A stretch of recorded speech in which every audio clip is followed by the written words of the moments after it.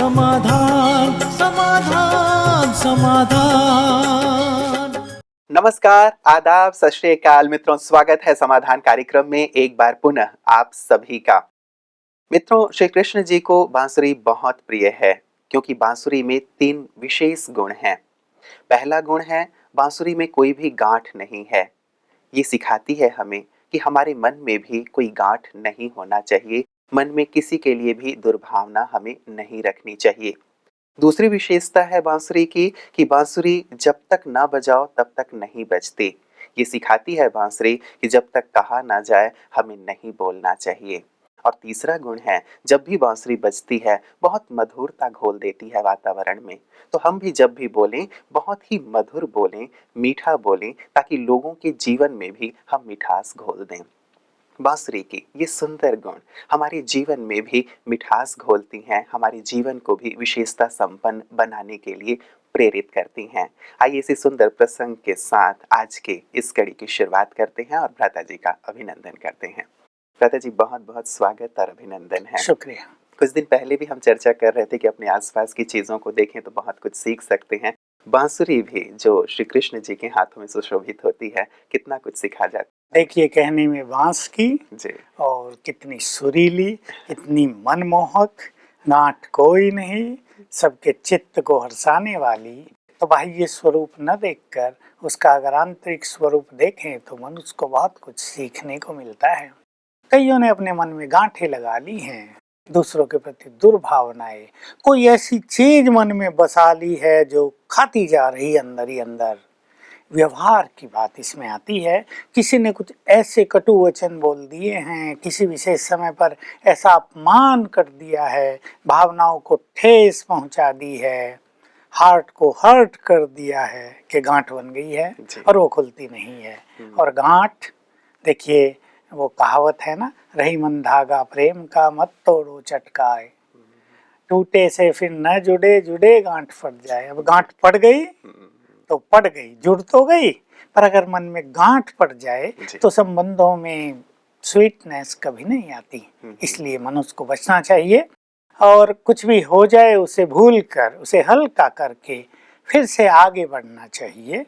मान लो उससे संबंध अच्छे नहीं भी रह पाते तो भी मनुष्य को अपने मन की गांठ अवश्य खोल देनी चाहिए, उसको लिए न घूमना चाहिए, नहीं तो वो अनेक बीमारियों को जन्म देती है। जैसे किसी घर में कहीं चूहा मर गया हो, पता न चल रहा हो, तो बैड बदबू, बैड एनर्जी उसे फैलती रहेगी ना, लोग ढूंढते रहेंगे कहाँ है कहाँ है। मन में कोई ऐसी गांठ जो बैड एनर्जी वाइब्रेट करती रहेगी वो सदा कष्टदायी होगी, इसलिए उसे ढूंढकर उसे ज्ञान और योग के बल से हल्का कर देना चाहिए। बिल्कुल। लेकिन जब लोगों के साथ हम व्यवहार में आए हैं, किसी ने बहुत बहुत बहुत बुरा कर दिया है हमारे साथ, हमारे रास्ते में बहुत कांटे बो दिए हैं या हमें बहुत नीचे गिराया है, कभी हमारे लिए शुभ किया ही नहीं है, उसके लिए एक गांठ बन जाना लाजमी है। बिल्कुल, आप ठीक कह रहे हैं कि कहना तो सहज है, लेकिन गांठें बन रही हैं और बन जाती हैं और परेशान करती हाँ, रहती और अगर है। इनसे हमें ऊपर उठना है तो कुछ जीवन में सुंदर धारणाएं मनुष्य को अपनानी पड़ेंगी। जैसे जीवन का एक लक्ष्य बना लें, एक सुंदर लक्ष्य। जैसे मान लो लक्ष्य बना दिया कि मुझे तो खुश रहना है, इस लक्ष्य को लेकर हम चलने लगे तो हमारी खुशी को छीनने वाली, खुशी को कुतरने वाले चूहे अनेक रास्ते में मिलेंगे, लेकिन हमें खुश रहना है, इसलिए उन चीजों की परवाह नहीं करना। एक धारणा है हर चीज को लाइटली लेना, ये बहुत ही सुंदर धारणा है जीवन की, जिसको इजी गोइंग नेचर कहते हैं, लाइटनेस कहते हैं, सॉफ्ट नेचर भी कहते हैं। ये बहुत ही सुंदर नेचर है। जीवन में सचमुच ये सुख, अमृत, खुशी, मिठास घोल देती है। दूसरी धारणा है कि अपने विचारों को थोड़ा ऊंचा उठा दें। बड़े हम हैं, ये बातें बहुत छोटी हैं। मान लो किसी ने बहुत ही ज्यादा अपमान किया है, तो जो ज्ञान योग के मार्ग पे चलते हैं उन्हें तो ये याद रखना चाहिए, मैं तो आत्मा हूँ और आत्मा का भला कौन अपमान करेगा। जैसे आत्मा को कोई मार नहीं सकता, जला नहीं सकती अग्नि, वायु इसको सुखा नहीं सकती, वैसे ये भी दृढ़ कर दें मुझ आत्मा का कोई अपमान करता ही नहीं, होता ही नहीं मेरा। और दूसरा भी सुंदर विचार ले लें, मैं तो योगी हूँ, योगियों का भी कभी अपमान नहीं होता। योगी अपमान को भी सम्मान स्वमान में टर्न कर देते हैं। और तीसरी बात, अपने अंदर ये ईश्वरीय खुशी और नशे के रूप में समा लें।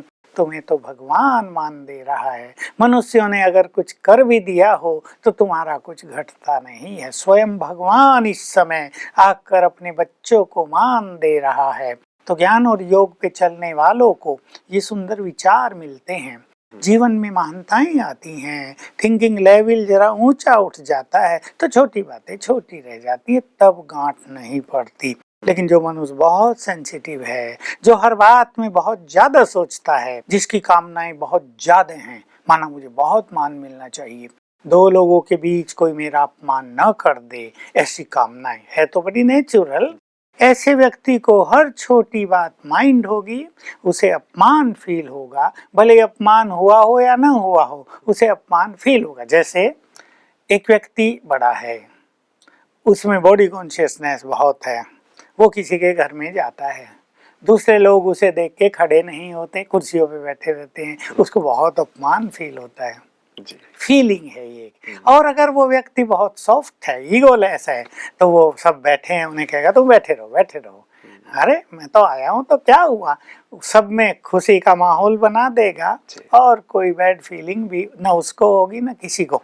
तो अपने विचारों को थोड़ा ऊंचा उठाना, गांठें अगर पड़ गई हैं खुल जाएंगी, कोई पड़ गई हो तो उसे पास समझ कर अब उसे रखने से क्या फायदा, गांठ कस देती रहेगी। जैसे शरीर में आजकल जरा से भी गांठ हो जाए तो डॉक्टर सावधान करते हैं, इसे अभी निकाल दो, कैंसर होने का खतरा हो जाता है। तो मन में भी कोई गांठ पड़ी होगी तो मन में भी तो कैंसर करेगी ना। हमारे एक डॉक्टर ने हमें बहुत अच्छी बात सिखाई कि जो होल्डिंग नेचर है मनुष्य की, कुछ बातों को पकड़ के रखने की, यही गांठ हो गई ना।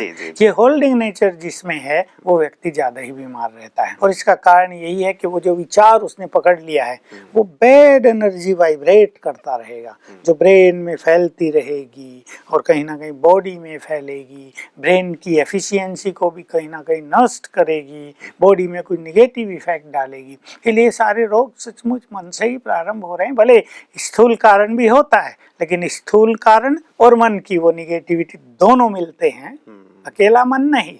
तो मान लो बाहर से, हाँ, बाहर से ठंडी तेज पड़ रही है और अंदर भी आइसक्रीम खा ली तो ज्यादा हो जाएगा ना इफेक्ट। ऐसे ही बाहर से कुछ आ रहा है और मन से भी कुछ आ रहा है, तो बीमारियां बढ़ जाएंगी। बिल्कुल बिल्कुल, इसीलिए मन की गांठों को हम हल्का कर दें, सरल रहें, विचारों को ऊंचा करें। और राजयोग, जैसा आप हमेशा कहते हैं, हमारे मन के विचारों को बहुत शुद्ध और श्रेष्ठ करता है, इसमें मदद करेगा। प्रातः जी, मैं आपको मेल्स की ओर लिए चलता हूँ। ये पहला मेल हमारे पास आज मलेशिया से आया है। ये कहते हैं कि Om Shanti brother Surya, let me introduce myself. My name is B.K. Ishwaran Subramaniam from Malaysia. I'm in Gyan for more than 15 years. I have attended more than 10 Bapdadas meeting and also have the fortune of attending some of your classes. Bhai, I would like you to teach me how to control diabetic or even cure diabetic using Baba's knowledge, as I have heard from one of your classes regarding the above topic, but it was very general. Subramaniam, Malaysia. ये सत्य है कि diabetes एक महामारी बनती जा रही है जी। हमारे देश में तो और भी ज्यादा फैल रही है। मॉरिशस में तो लगभग सबको हो गई है। अमेरिका में तो 50 साल की आयु के बाद हर व्यक्ति को डायबिटीज की प्रिवेंटिव मेडिसिन लेना जरूरी कर दिया है, जो स्टोर्स पे फ्री मिलती है सरकार की ओर से। हमारे देश में बढ़ रही है। इसके कारण खान पान, इसका कारण स्ट्रेस, दिनचर्या बहुत बिजी, बढ़ता हुआ टेंशन। हो क्या रहा है आजकल इन बीमारियों के पीछे? मुझे कुछ कारण इन सब के दिखाई देते हैं। बाहर पॉल्यूशन बहुत है, भोजन में सब्जी, अन्न, फ्रूट, पानी सब पॉल्यूटेड हो गया। जिस तरह से सब्जियां आदि उगाई जा रही हैं उनमें सार तो रहा नहीं, लेकिन कीटनाशक बहुत डालने के कारण वो जब शरीर में जाते हैं तो अनेक रोग उत्पन्न करते हैं। एक चीज के निगेटिव थिंकिंग बहुत हो गया मनुष्य का, तो उसकी रेजिस्टेंस पावर, बॉडी की जो रोग प्रतिरोधक शक्ति होती है वो कम होती जा रही है। और इस कम होने का एक कारण है कि मनुष्य के पास संयम बिल्कुल न रहा, जीवन वासनात्मक हो गया है। वासना ही वासनाएं हैं, काम वासना, सेक्सुअल लाइफ को मनुष्य ने अपना जीवन बना लिया है। इस कारण बॉडी के बहुत सारे पार्ट बहुत वीक होते जा रहे हैं। और डायबिटीज का भी प्रमुख कारण पैनक्रियाज का बहुत ज़्यादा एक्टिव ना होना, और भी कई कारण हो सकते हैं। किसी का शरीर में डाइजेस्टिव सिस्टम पहले से ही अच्छा ना रहा हो, ज़्यादा तो डॉक्टर बताएंगे। पर हम तो इतना जानते हैं कि डायबिटीज एक स्लो पॉइजन है जो हार्ट को, लीवर को, शरीर के किसी भी अंग को डैमेज कर किसी की सकता है। आंखों पर उसका असर आ जी, जाता है, जी। ब्रेन पर आ सकता है, कहीं भी उसका असर आके वो उसको किल करने लगेगा, मारने लगेगा। इसलिए दवाइयाँ बहुत हैं। देखिए एक अनुभव सुनाऊं, एक व्यक्ति को 450 शुगर रहती थी, दवाइयों से कंट्रोल ही नहीं हो रही थी। तो मुझे उसकी टीचर ने बताया, हमारे पास यहाँ मैग्नेटिक बेल्ट मिलती हैं जो यहाँ बांध ली जाती है ऊपर, आधा घंटा सवेरे आधा घंटा शाम खाली पेट। मैंने उसको भेज दी, उसकी बहुत जल्दी डाउन हो गई, बड़ा खुश हुआ। क्योंकि डायबिटीज ज़्यादा होना एक नई तरह की टेंशन रहती है। मेरे को भी हुई तो मैंने कुछ प्रयोग किए तो काफ़ी कंट्रोल में रहती है, कोई समस्या नहीं रहती मेरे लिए, बस बॉर्डर पे ही रहती है आगे पीछे। तो आपने इसको कंप्लीट रहते जी, मैं इसलिए वैसे आने ही वाला था कि आपको हुआ तो आपने कैसे इसे ठीक किया, वो भी एक बहुत महत्वपूर्ण बात होगी हमारे दर्शकों के लिए। हमारे डॉक्टर ने चैलेंज किया था कि कोई डायबिटीज को ठीक करके दिखाए, तो मैंने इस चैलेंज को स्वीकार किया था। कोई जब चैलेंज करता है तो इच्छा होती है ना उसको स्वीकार करें, तो मैं इसके पीछे पड़ गया। एक्चुअली पीछे पड़ने की बात है, मैंने कुछ चीजें अपनाई थी। एक था ये जो हमारा प्राणायाम है ना, कपालभाति, ये सेकंड उंगली ऐसे दबा कर सेकंड, छोटी से सेकंड, छोटी से सेकंड, जी जी, अनामिका, हाँ, ये दबा कर ऐसे, और कपालभाति करनी थी 200, अच्छा, पेट की जो है। तो मैंने करी रोज 500। मैं इसके पीछे पड़ गया जी। तो एक तो इसका इफेक्ट हुआ, ये सुबह सुबह खाली पेट जी जी। दूसरी चीज मैंने की इसके लिए, मंडूकासन होता है जो वज्रासन पे बैठ के और यहाँ ये रख के झुकना होता है, तो इन पे दबाव पड़ता है। अच्छा। वो एक्टिव होते हैं। मतलब वज्रासन में बैठेंगे और ये भी कोई पोजीशन है हाथों बस कैसे मोड़ के, अच्छा, हाथों की, और ये लगा के झुकना होता है। और कुछ सांस लेना, सांस तो बाहर निकाल देते हैं, वो तो आपे निकल जाएगा। जी जी जी। तीसरा, ये 5 बार कर लिया, 5 बार कर लिया। तीसरा, मुझे अपनी एक स्पिरिचुअल प्रैक्टिस बहुत ही याद आई तब, उसमें भगवान वाच में हमने सुना है कि सब शक्तियां तुम्हारी हैं, वो तुम्हारे ऑर्डर में चलती हैं। तो मुझे फील हुआ कि अगर शक्तियां हमारे ऑर्डर में चलती हैं तो शरीर के अंग जिनके हम मालिक हैं वो हमारे ऑर्डर में क्यों नहीं चलेंगे। तो मैंने पैनक्रियाज को एनर्जी देना प्रारंभ किया, और एनर्जी देने का वही तरीका, मैं मास्टर सर्वशक्तिवान हूँ, और फिर राइट हैंड यहाँ रख दिया 1 मिनट, ऐसा 5 मिनट किया। मैं तो 5 ही मिनट किया, पर लोग इसको 5 मिनट सवेरे, 5 मिनट दोपहर, 5 मिनट शाम, जिनको ज्यादा है वो कर सकते हैं। मतलब इसे एक्टिव करना, इसका बहुत अच्छा इफेक्ट हुआ, बहुत ही अच्छा। और जो खाना पीना है उसमें शुगर को बिल्कुल छोड़ दिया। एक चीज और, मैं एक नेचर क्योर सेंटर में गया विजयवाड़ा में, हमारे एक बीके नहीं खोला हुआ, बहुत बड़ा और आधुनिक। उनमें यह है कि आप नमक छोड़ो और भले ही मीठा खाते रहो, शहद खाओ खूब, चीनी तो खैर सभी अवॉइड करते हैं, चीनी और नमक छोड़ दो, बाकी कुछ भी खाओ, फ्रूट खाओ, मीठे, तो कुछ नहीं होगा। और हम वहाँ रहे, उन्होंने हमें 7 दिन फास्टिंग में रखा, और 7 दिन में हमने कम से कम 2 लीटर शहद ले लिया होगा। अच्छा। क्योंकि नींबू पानी लेना होता था 7-8 बार सारे दिन में विद हनी। तो उससे हमें डायबिटीज बिल्कुल नहीं हुई, बल्कि हमारी 80 और 90 के बीच रही। तो एक कॉन्फिडेंस हो गया कि हम अपने खान पान को ठीक करें। स्ट्रेस मुझे जो हुई थी वो मैं खाने पीने से और किसी चीज से नहीं, मैंने काम ज्यादा ले लिया था अपने ऊपर। फोन बहुत आ रहे हैं, मुझे किचन में भी जाना है, मुझे पार्टियों से मिलना है, मुझे क्लासेज भी करानी है, तो मुझे फील हुआ जब कार्यों की बहुत ज्यादा अधिक होगा और मुझे सब करना है। तो मुझे लगा कि ब्रेन पर कुछ स्ट्रेस पड़ा है मेरे, इवन के मुझे नाश्ता करने का भी मौका नहीं मिल रहा है। ये हो गया कि मुझे सवेरे 8 बजे स्नान करना, दोबारा स्नान नहीं कर पा रहा हूँ, लगातार मिलने वाले आ रहे हैं, जबकि मैं 1-1, 2-2 मिनट में ही मिल लेता हूँ सबसे। तो फिर मैंने अपने कार्यों को थोड़ा मैनेज कर लिया, कुछ चीजें छोड़ी कि नहीं, आयु भी बड़ी हो गई है, तो सब कार्य ब्रेन पे दबाव डाल देना ही जरूरी नहीं है। इन सब चीज़ों को मैंने अपनाया तो काफ़ी अच्छी मदद मिली। तो मैं इनको कहूँगा, वो मन को थोड़ा ठीक करें, परेशान न हो जाएं कि क्या हो जाएगा, डायबिटीज है कुछ नहीं होने वाला। हमें मन को बिल्कुल स्ट्रॉन्ग कर दें और सोते समय 5 बार ये संकल्प करके सोएंगे, मैं डायबिटीज से पूरी तरह मुक्त हूँ, मेरी डायबिटीज बिल्कुल ठीक हो गई है, मैं संपूर्ण रूप से हेल्दी हूँ। और ये कपालभाति करें, पैनक्रियाज को एक्टिव करें, एनर्जी दें, पानी भी चार्ज करके पिएं, मैं मास्टर सर्वशक्तिवान हूँ इस स्वमान से। और खाने पीने का अच्छा परहेज कर लें, नमक जितना हो सके थोड़ा कम कर ले। मैं ये तो नहीं कहूँगा, एक आम व्यक्ति नमक तो नहीं छोड़ पाता, लेकिन थोड़ा लाइट कर ले और सेंधा नमक खाए। घरों में तो सेंधा नमक ही चालू कर लेना चाहिए मनुष्य को। लेकिन हमारे एक डॉक्टर ने, डॉक्टर राजीव शायद थे उनका नाम, उन्होंने एक बहुत अच्छी बात कही थी जो लेक्चर दिया करते थे, डॉक्टर राजीव दीक्षित, कि अगर मिट्टी के बर्तनों में भोजन किया जाए तो बहुत जल्दी डायबिटीज ठीक हो जाती है। हमारे राजस्थान में तो मिट्टी के तवे मिलते हैं और मिट्टी के ये सब्जी दाल बनाने का भी, ये दो ही चीज अगर ले लें, हांडी कहते हैं उसे, वो और तवा, तो इससे काफी फायदा होगा और निश्चित रूप से इस महामारी को रोका जा सकेगा। दादा जी, चलिए बड़ी उम्र वालों को डायबिटीज समझ में ये बात आती है, लेकिन आजकल तो 6 साल 8 साल 10 साल के बच्चों में भी डायबिटीज देखा जा रहा है, इसका क्या कारण है? इसके कारण पूर्व जन्मों से लाए हैं, जैसे हेरिडिटरी की डॉक्टर बात करते हैं ना, ये पूर्व जन्मों से चली आ रही बीमारियां, कि डायबिटीज में ही शरीर छोड़ दिया और डायबिटीज के चिंतन में शरीर छोड़ दिया एक्चुअली, कि हाय मुझे बहुत डायबिटीज हो गई। डायबिटिक कॉन्शियस, उसके होने में यदि शरीर छोड़ा तो वो जो लास्ट थॉट थे उनका जीवन पर, अगले जन्म पर, गर्भ में जो बच्चे का शरीर बनता है उस पर गहरा इफेक्ट हो गया और बचपन से बच्चा डायबिटिक। मेरे पास भी ऐसे 2-4 फोन आए लोगों के कि पता चला बच्चा डायबिटिक है।